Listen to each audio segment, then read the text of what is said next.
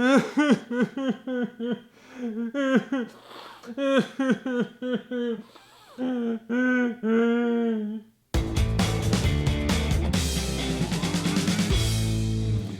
to Music Detectives. I'm Detective Tom. We're transitioning from 1969 to 1970, and a lot is going on. Conway's father recently passed away. Ellie White becomes general manager of Twitty Bird Publishing Company. The first Twitty Bird restaurant opens. Conway and his daughters provide entertainment at Houston's Astro World. Conway also gets the 100th star on the Hall of Fame Walkway of Stars. And more still, he is releasing a new album. For the first time, two songs will take on the role of titling the album, and both will make a run at getting to the top of the charts. So let's examine the clues. Now it's time for a Music Detective's detailed inspection. The first single from Conway's album is To See an Angel Cry. On the left is the commercially available issue, and on the right is the promotional copy, once again with a blue background. Let's take a look at the commercial issue. Looking at the dead wax, we see 7, 121, 742, 2. And on the opposite side, we see the lone 1 for Gloversville, New York. To See My Angel Cry was written by Ellie White, Carlton Haney, and Conway Twitty. Ellie White is now running Conway's Twitty Bird Publishing Company. Carlton Haney, who we last mentioned on Conway's Darling You Know I Wouldn't Lie album, was a true bluegrass representative and ran a bluegrass festival in North Carolina. His work is captured in a wonderful documentary called Bluegrass Country Soul, with footage from 1971. Check out the link in the description to visit their webpage and grab a DVD. On the flip side, again we have our dead wax information. The song chosen for this side is I Did the Best I Could with What I Had, written by Conway. Taking a look at the promotional copy, let's get some light on the wax. There you go. We can see that instead of a circle around the A in Decca, they now have a separate circled A to indicate the side.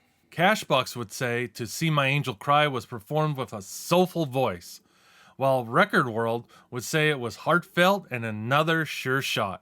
To See My Angel Cry would get onto the Cashbox chart on September 9th of 1969 at number 47. September 13th, it would find its way onto the Record World chart, landing at number 70. A week later, September 20th, it would finally debut on the Billboard chart at number 43. Throughout September and October, To See My Angel Cry continued to climb all the charts. Then, on November 1st, To See My Angel Cry would reach the top of the charts on Cashbox. The following week, Record World and Billboard would join Cashbox, placing To See My Angel Cry at the number 1 position. Of course, this would be the second week in a row at the top of Cashbox. Another unanimous number 1 hit for Conway. That's when she started to Stop Loving You. The other title song also was released as a single. This one would be released in December of 1969. It seems Conway would release another single just after one would get done reaching the top of the charts. Immediately, Billboard had the song predicted to reach the top 20 and said it was a fast follow-up. Record World said, here's another smash, and Cashbox would have it as one of their picks of the week. We can see by looking at the dead wax, this record was pressed in Pinckneyville. And looking at the label, we can see the song was written by none other than Wayne Kemp. Good buddies for years, Wayne and Conway have the perfect combination when it comes to reaching the top of the charts, so the foreshadowing looks good for this song too. The flip is a Conway written tune, I'll Get Over Losing You, which Cashbox would think was the primary side. The song would find its way onto the Cashbox chart on December 20th at number 56, while To See My Angel Cry was at number 17, on its way down after peaking in November. After a couple more weeks, Cashbox would finally list That's When She Started to Stop Loving You as the primary on January 10th, 1970, with the song at number 25 on their chart. The song wouldn't make it onto the Billboard chart until the first week of 1970, starting off at number 45. The same can be said for the Record World chart, where it appeared at number 57. The song wouldn't get to the top of the Cashbox chart. It would stall out at number 4 on February 21st. Things would play out similarly on Billboard, with the song getting one notch higher at number 3. The outcome on Record World would be different. That's when She Started to Stop Lovin' You would reach number 1 on Record World's chart on February 21st. Turning our attention to the blue promotional copy, you can see it's pressed at Decca's other vinyl pressing plant, Gloversville. More times than not, the commercial pressing was done at one plant and the promotional copy at the other. At least that seems to be the case for all the records I've been finding. I'm sure both plants would press it, probably depends on how big a hit it becomes. But more than likely to get things done faster, at the start anyway, they would divide things up. As we flip this promo over and look at the dead wax, if you've been paying attention, you would have noticed that the promo for To See My Angel Cry had a 7, and this one has a 45. The reason for the difference is because the promo is not in stereo. Similar to how the LPs have a 7 for stereo, which doesn't mean as much at this point because all the 33s are now in stereo. However, we will still see mono 45s for a little while longer. Let's turn our attention to the full album. First, the reviews. Cashbox would call Conway's new album a powerhouse item. Record World said it would soar. Al Frieder's column said it was excellent, with an outstanding performance geared at the vivid country fan. And across the pond, in England, Country Music People magazine simply said that Conway cannot do any wrong these days. Let's take a look at what all the hype's about. First off, we have our crying angel. It's Conway's daughter, Joni. She would be the second family member to join Conway on one of his covers, after her mom made an appearance on Darling You Know I Wouldn't Lie. Conway looks on in a green jacket. Both released singles grace the top of the album, followed by Conway's name, and then the full list of songs. In the bottom corners, we have the catalog number, and in the other corner, we have the Decca logo. The new Decca logo. Up to this point, we've seen the Decca logo with an arrow. Now, with the change in decades, comes a new logo. A box logo for Decca. In past shows, we saw the box logo on some 8-tracks. Now it's here on the album. On the back, no pictures. We have the list of songs and the songwriters, then a write-up from Bob Neal. Who's Bob Neal? Well, Bob was half of the Neal Agency. He was a talent agent. Rewind to 1954, that's Bob on the right. He was Elvis's manager when Elvis was at Sun.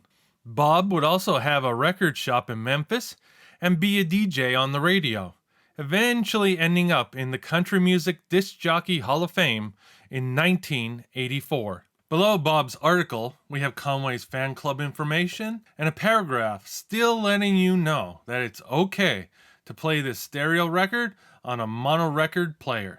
Onward to the vinyl. Let's zoom in and get a shot of the dead wax for you. A Pickneyville pressing. Side 1 starts off with The House of the Rising Sun. The most successful version of this song was in 1964 when the British rock band The Animals took the song to number 1. The song would also show up on the country charts in 1981 by Dolly Parton. She would add a few new lines to the song, helping it to get to number 14. Song 2 is Be Proud of Your Man, written by Ellie and Betty Jo White. Number 3 is These Lonely Hands of Mine. It was a hit for Mel Tillis on Cap Records in 1969. The side ends with a Hag-written tune, I'd Rather Be Gone. Hank Williams Jr. would record the tune a year earlier. Over on side 2, we start out with another Merle Haggard tune. This time a real classic, Okie from Muskogee, written by Merle and his drummer, Roy Edward Burris. The song would spend 4 weeks at number 1 in 1969. Girl at the Bar is another Conway-written song. The 4th song is All I Have to Offer You Is Me, yet another tune from 1969. This one taken to the top of the charts by Charlie Pride. Now before we get into magnetic tape, we have a little something more. This 7-inch product is called a Little LP. Little LPs Unlimited out of Danbury, Connecticut. These 7-inch stereo albums were launched with Loretta Lynn and Conway Twitty, the hope being to eventually set up a series of programming jukeboxes on college campuses. Now, first thing we notice is that it's black and white, no color. It's a sleeve or envelope. Here's the flap on the back. Beef Burger Feast, 5/12/70, 6/10/72. Not sure, but that might be the name of the restaurant where this record might have been for what it looks like a couple of years, 70 to 72. If you have any ideas, or if this is a restaurant, let me know in the comments below. Let's open this up and see what we got. We got the vinyl record and a set of jukebox strips. Awesome. Looks like we got the whole set of them, minus the top and bottom pieces, which had the catalog number and the star title strip company information. Just look at these. Not bad for being 50 plus years old. You can tell the record has 3 songs per side. Well, speaking of the record, let's have a closer look at it. According to the Dead Wax, looks like it was pressed in Illinois. Side 1 has Be Proud of Your Man, Girl at the Bar, and That's When She Started to Stop Loving You. On side 2 we have Okie from Muskogee, I'd Rather Be Gone, and The House of the Rising Sun. Each side of the record was limited to about 8 minutes, so probably had an effect on what songs were chosen. Definitely a nice collector's set to have. Let me know what you think in the comments. Finally, let's have a look at the magnetic tape options. First, we'll have a look at the 8-track and the 4-track reel. Examining 8-track, we can see they once again dropped the song list, and they have the 2 title songs on different lines. We also get a white Decca Box logo squeezed between Conway and Joni. We have our familiar label with pink ink and our track listing on back. And you'll notice that the font here is the same font they are now using on the top of the reel. The reel itself holds true to the same layout as the album. This reel runs at 7.5 inches per second, and the back is also very similar to its LP counterpart. Inside we have our reel, which looks like it's never been played. We see the tag on the back still holding onto the tape. Wow! Neato. Finally, we have the clamshell cassette, another rare item. This has certainly seen some better days, but just finding one is hard enough. We got some tape holding things together, which does make sense. The glue on the labels would eventually dry up, and it would need some help staying together. The front follows what we saw on the 8-track. One of the biggest changes from the I Love You More Today clamshell we looked at is the arrow logo has been replaced with the Decca Box logo. And we see the font showing up on the label too. Inside we have our rainbow colored cassette, keeping a similar look to that of the 45s. Sadly, this will be the last time we're gonna see the clamshell cassette. When we next see the cassette case, it will have a much more familiar shape. That's about it for another episode. Decca's land of country giants is becoming worldwide, so stay tuned for more international information moving forward. That's it for this episode. If you haven't done so, subscribe. Also check us out on Instagram and Twitter. Just search for Music Detectives Show.